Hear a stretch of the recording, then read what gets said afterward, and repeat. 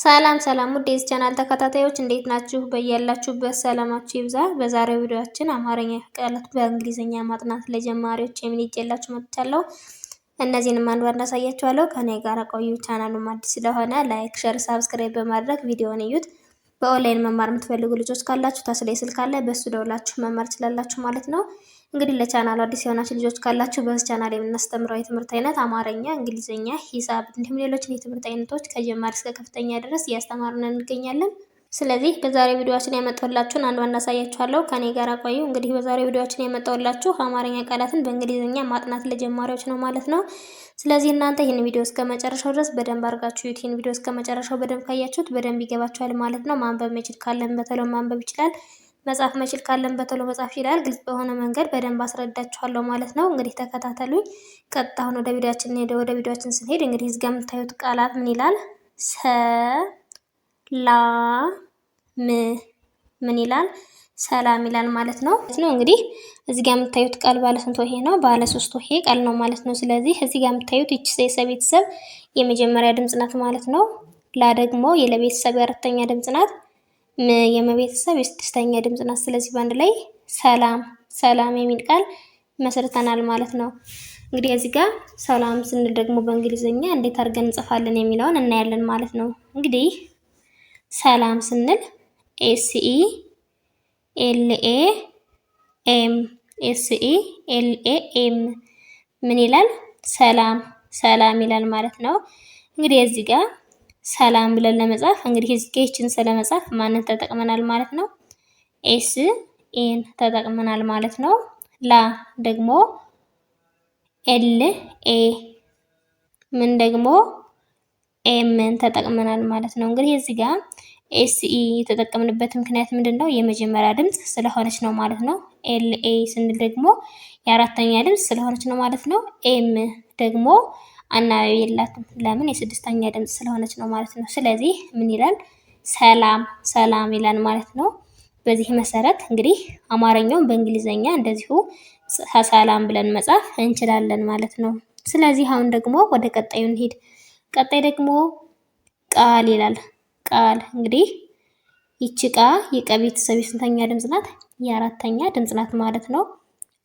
የለቤተሰብ የስድስተኛ ድምጽ ናት። እንግዲህ እዚህ ጋር ባለ 2 ሆሄ ቃል ነው ማለት ነው። ባለ 2 ሆሄ ቃል ነው። ስለዚህ ቃል የሚለውን ቃል በምን እንጽፋለን? በእንግሊዝኛ እንጽፋለን ማለት ነው። ስለዚህ ወደ እንግሊዝኛው ስንሄድ ደግሞ KAL ምን ይላል? ቃል ይላል ማለት ነው። እንግዲህ እዚህ ጋር ይችን ቃል ለመጻፍ ማን ነው የተጠቀምነው ማለት ነው?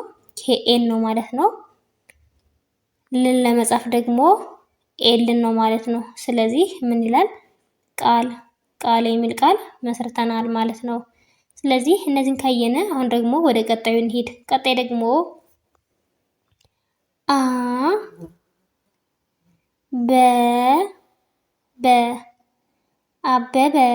አበበ ይላል ማለት ነው። እንግዲህ እዚህ ጋር አበበ ስንል ይቺ አ ቤተሰብ የመጀመሪያ ድምጽ ናት። ይቺ የበቤተሰብ የመጀመሪያ ድምጽ ናት። አሁንም የመጀመሪያ ድምጽ ናት ማለት ነው። ስለዚህ ሁሎችም የመጀመሪያ ድምጽ ናቸው ማለት ነው። ስለዚህ አበበ ይላል ማለት ነው። አበበ ይላል ማለት ነው። አበበ የሚለውን ደግሞ በእንግሊዝኛ ለመጻፍ ማን የተጠቀምነው? BE እንግዲህ እዚህ ጋር አበበ ይላል ማለት ነው። አበበ ይላል ማለት ነው። ስለዚህ እዚህ ጋር በእንዴት ነው እነዚህን ጻፍናቸው ብንል ስንል ማንን ተጠቅመናል? ኤን ተጠቅመናል ማለት ነው። በስንል BE እንግዲህ እዚህ ጋር ይቺ ምንድናት? አናባቢ የላትም ማለት ነው። እንግዲህ ሌሎቹ ደግሞ የመጀመሪያ ድምጽ ስለሆኑ ኤን ተጠቅመን እንግዲህ እነዚህን አሟልተናል ማለት ነው። ስለዚህ ምን ይላል? አበበ እንግዲህ አበበ ይላል ማለት ነው። እነዚህን ካየነ አሁን ደግሞ ወደ ቀጣዩ እንሄዳለን። ቀጣይ ደግሞ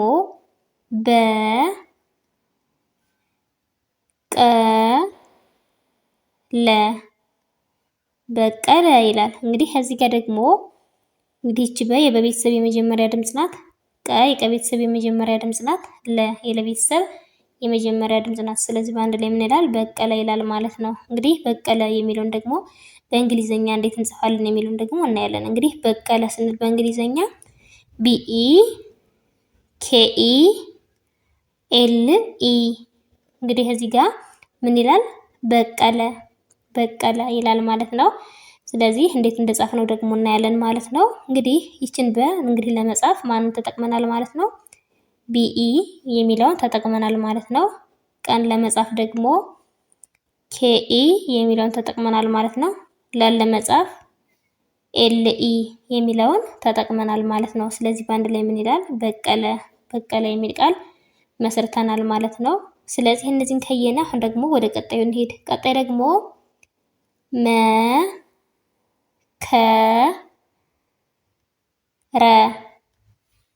ምን ይላል? መከረ ይላል ማለት ነው። እንግዲህ እዚህ ጋር ደግሞ እነዚህ ባለ ስንት ሆሄ ናቸው? ባለ ሶስት ሆሄ ቃላቶች ናቸው ማለት ነው። ስለዚህ እዚህ ጋር ይቺ መ የመቤተሰብ የመጀመሪያዋ ናት። ከቤተሰብ የመጀመሪያዋ ድምጽ ናት። ረ የረቤተሰብ የመጀመሪያዋ ድምጽ ናት ማለት ነው። ስለዚህ መከረ ይላል ማለት ነው። ስለዚህ እነዚህን ደግሞ በእንግሊዘኛ ስንጽፍ እንዴት እንጽፋለን የሚለውን እናያለን። መከረ ለማለት ማን ነው የሚያስፈልገን? ኤምኤ ኬኢ አርኢ። ስለዚህ ምን ይላል እዚህ ጋር? መከረ ይላል ማለት ነው። እንግዲህ በእንዴት ጻፍናቸው የሚለውን ደግሞ እናያለን ማለት ነው። ስለዚህ እዚህ ጋር መንስ ለመጻፍ ማን የተጠቀምነ? ኤምኢ ነው ማለት ነው። ከን ለመጻፍ ደግሞ ኬኢ፣ ራን ለመጻፍ አርኢ ይላል ማለት ነው። ስለዚህ ምን ይላል? መከረ መከረ የሚል ቃል መስርተናል ማለት ነው። አሁን ደግሞ ወደ ቀጣዩ እንሂድ። ቀጣይ ደግሞ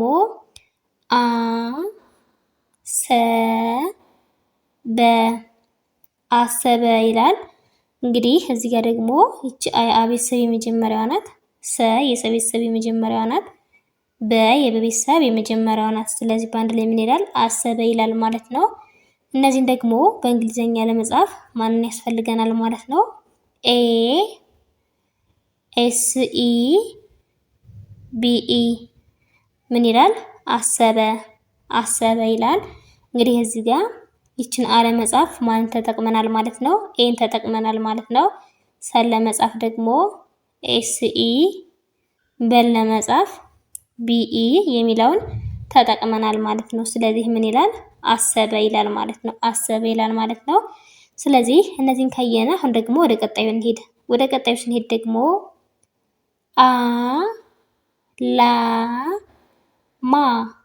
አላማ ይላል። እንግዲህ እዚህ ጋር ይቺ አ የአ ቤተሰብ የስንተኛዋ ናት? የመጀመሪያ ድምጽ ናት ማለት ነው። ላ ደግሞ የለቤተሰብ የአራተኛ ድምጽ ናት።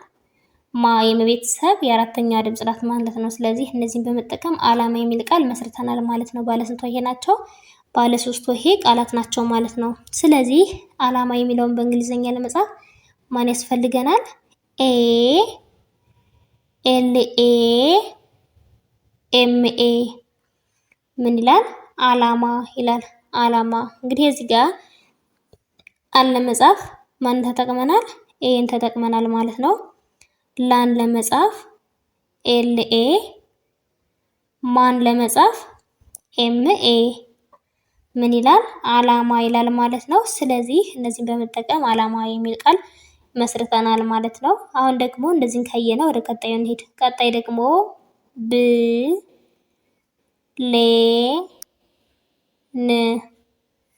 ብሌን ይላል። እንግዲህ እዚህ ጋር ይቺ ብ የበቤተሰብ የስድስተኛ ድምጽ ናት። ሌ የለቤተሰብ የአምስተኛ ድምጽ ናት። ን የነቤተሰብ የስድስተኛ ድምጽ ናት። ስለዚህ በአንድ ላይ ምን ይላል? ብሌን ይላል ማለት ነው። ብሌን እንግዲህ ብሌን ብለን ለመጻፍ ደግሞ ማን ያስፈልገናል? ቢ ኤልኤ ኤን ምን ይላል? ብሌን ይላል ማለት ነው። እዚህ ጋር እንግዲህ እንዴት እንደጻፍናቸው እናያለን። እንግዲህ ብን ስንጽፍ ማን ተጠቅመናል ማለት ነው? ቢን ተጠቅመናል ማለት ነው። ሌን ስንጽፍ ደግሞ ኤልኢ፣ ንን ስንጽፍ ደግሞ ኤን። ስለዚህ ምን ይላል? ብሌን ብሌን ይላል ማለት ነው። ስለዚህ በዚህ መሰረት ቀጣዩን እናያለን ማለት ነው። ስለዚህ አሁን ወደ ቀጣዩ እንሄድ። ቀጣይ ደግሞ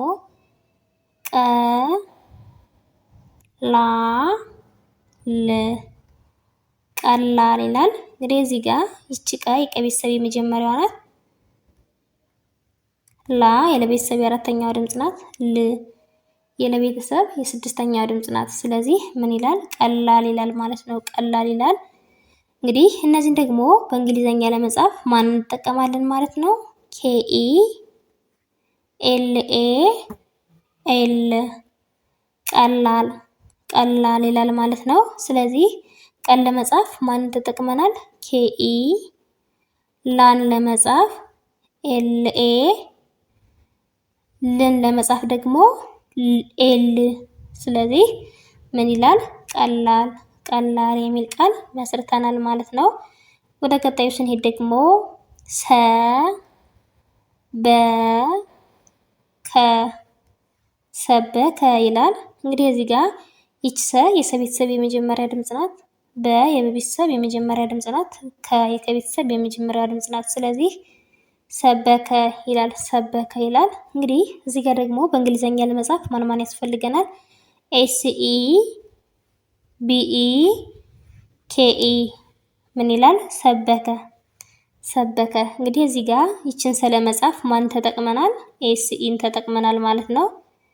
በን ለመጻፍ ደግሞ ቢኢን ተጠቅመናል ማለት ነው። ከን ለመጻፍ ኬኢን ተጠቅመናል ማለት ነው። ስለዚህ ምን ይላል? ሰበከ ሰበከ የሚል ቃል ጽፈናል ወይም ደግሞ መስርቶልናል ማለት ነው።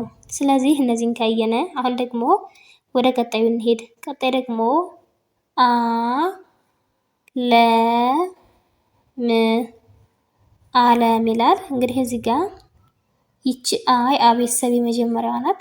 ለ የለቤተሰብ የመጀመሪያዋ ናት። ም የመቤተሰብ የስድስተኛዋ ናት። ስለዚህ አለም ይላል ማለት ነው።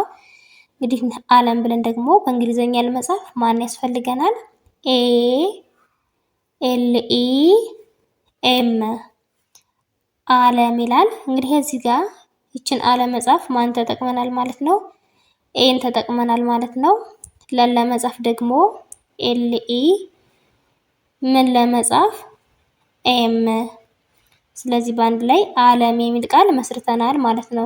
ስለዚህ እነዚህን ካየን አሁን ደግሞ ወደ ቀጣዩ እንሄዳለን ማለት ነው። ቀጣይ ደግሞ አ ሳ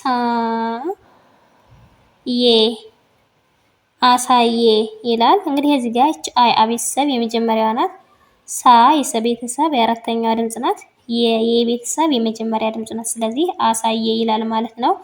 እንግዲህ እነዚህን ደግሞ በእንግሊዘኛ ለመጻፍ ማን ያስፈልገናል? ኤ ኤስኤ ዋይ ኢ ምን ይላል? አሳዬ ይላል ማለት ነው። አሳዬ ይላል ማለት ነው። እንግዲህ እዚህ ጋር አን ለመጻፍ ማንን ተጠቅመናል? ኤን ተጠቅመናል ማለት ነው። ሳን ለመጻፍ ኤስኤ፣ የን ለመጻፍ ደግሞ ዋይ ኢ። ስለዚህ ምን ይላል? አሳዬ ይላል ማለት ነው። ስለዚህ በዚህ መሰረት እንግዲህ ቀጣዮችን እናያቸው። እስኪ ወደ ቀጣዩ እንሂድ። ቀጣይ ደግሞ ሃ ና ሃና ይላል። እንግዲህ እዚህ ጋር ደግሞ ይቺ ሀ ቤተሰብ የመጀመሪያ ድምፅ ናት። ና ደግሞ የነ ቤተሰብ የአራተኛ ድምፅ ናት። ስለዚህ ምን ይላል? ሃና ይላል ማለት ነው። ባለ ስንት ሆሄ ናት? ባለ ሁለት ሆሄ ቃል ነው ማለት ነው። ስለዚህ ሃና ብለን ለመጻፍ ማንና ማን እንጠቀማለን? ኤች ኤ ኤን ኤ።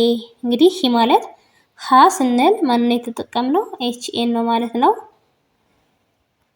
ና ስንል ደግሞ ኤን ኤን ነው ማለት ነው። ስለዚህ ሃና ሃና የሚል ቃል መስርተናል ማለት ነው። ስለዚህ ወደ ቀጣዩ እንሄድ። ቀጣይ ደግሞ ለማ ለማ ይላል ማለት ነው።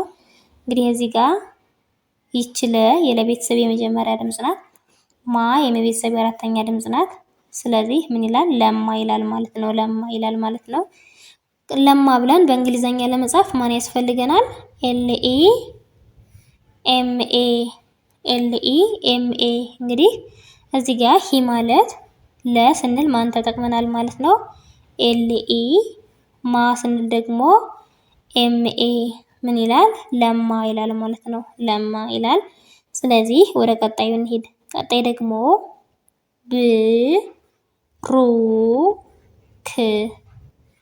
ብሩክ ይላል። እንግዲህ እዚህ ጋር ደግሞ ይቺ ብ የበቤተሰብ የስድስተኛዋ ድምፅ ናት። ሩ የረቤተሰብ የሁለተኛዋ ድምፅ ናት። ክ የከቤተሰብ የስድስተኛዋ ድምፅ ናት። ስለዚህ ምን ይላል? ብሩክ ይላል ማለት ነው። እንግዲህ ብሩክ ብለን በእንግሊዘኛ ለመጻፍ ማን እንጠቀማለን? ቢ አር ዩ ኬ። እንግዲህ እዚህ ጋር ምን ይላል? ብሩክ ይላል ማለት ነው። ይህ ማለት እንግዲህ ብ ስንል ማን ተጠቅመናል ማለት ነው? ቢን ተጠቅመናል ማለት ነው። ሩ ስንል ደግሞ አርዩን ተጠቅመናል። ክ ስንል ደግሞ ኬን ተጠቅመናል ማለት ነው። ስለዚህ ምን ይላል? ብሩክ የሚል ቃል መስርተውልናል ማለት ነው። ስለዚህ ወደ ቀጣዩ እንሂድ። ቀጣይ ደግሞ ሰ አ ት ሰዓት ይላል። እንግዲህ እዚህ ጋር ይቺ ሰ የሰ ቤተሰብ የመጀመሪያ ድምፅ ናት።